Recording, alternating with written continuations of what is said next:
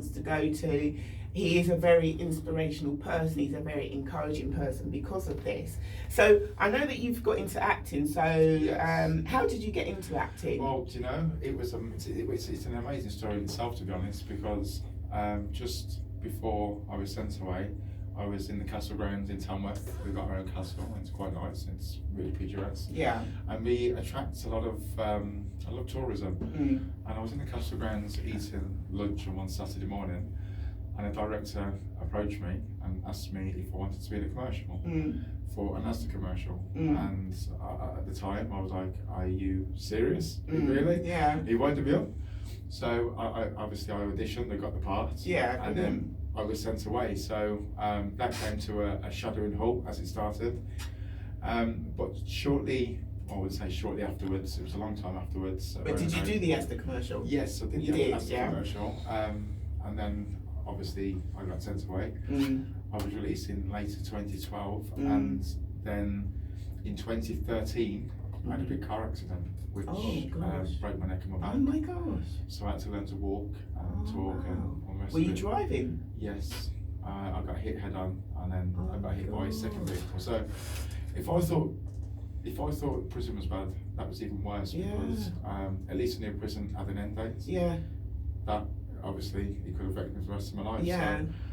So, how did you recover from that though? Again, my faith played a massive part in it. I believe that if I hadn't been a born again Christian before, I wouldn't have fell on my faith like I did when that accident happened. Okay. So for me, being able to pray and being humble within praying, I'm not going to say it's miraculously cured me, because you've got to do it like yourself, but it certainly was a massive part in helping. Yeah, because I mean, to look at you now, you would never have thought that you'd been in a car accident. Not many people do, you know. You don't have any problems, do you? Yes, especially in the mornings. It's do quite, you? it can be quite painful. What can be quite your back or back of my neck? Yeah. Really? Once you're mobile, you're all right. Yeah. Fine, or if you're going for a car, like a journey down to London. Yeah.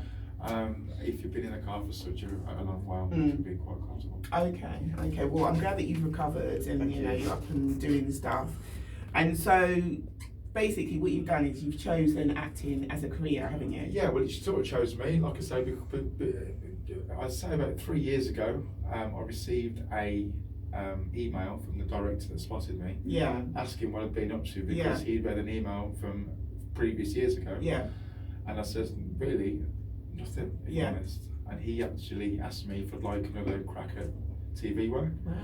Wow. Because of my previous history, I wasn't really sure if it was going to happen. But he gave me a chance, at Banged Up Abroad, ironically.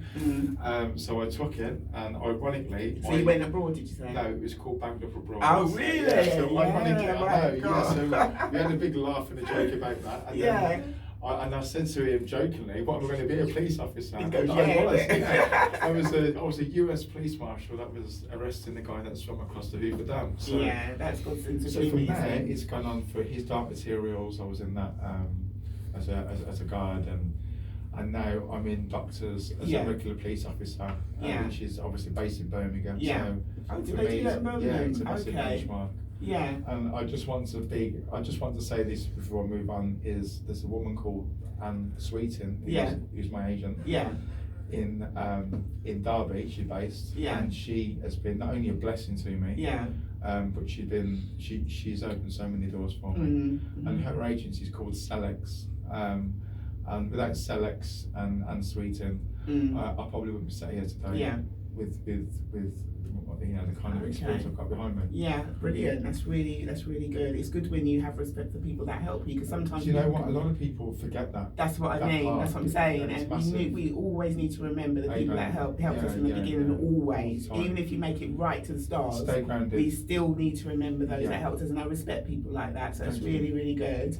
So we're gonna sort of wrap up the interview. Not just yet. I wanted to ask you briefly, what is the best programme or film or drama that you've appeared in? Wow.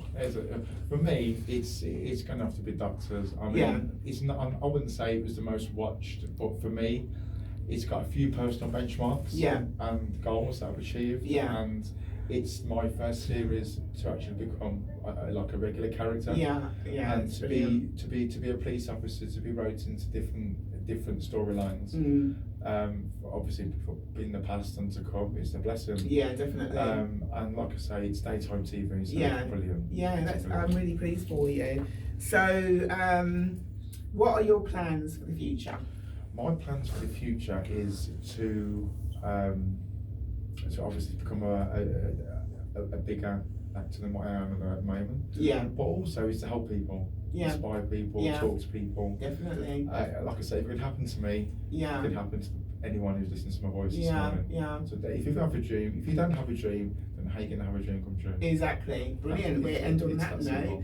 And you know, I really appreciate you coming in. It's been really great. No, thank you for having me. I really feel inspired by the interview. And likewise, I mean, you're doing some great things at Riverside Radio. Thank you. And from when I first met you on the JV show, to where you've come today, obviously you're on the right path. Yeah, so you thank just you. Keep doing what you're doing. Will do. Brilliant. Very impressed. Brilliant. And we look forward to having you come back in the I studio look and forward share in the to future. coming back in a few months Yeah. and giving you an update of what I've been doing. Oh, that would be brilliant. And then again, maybe after Christmas. Yeah.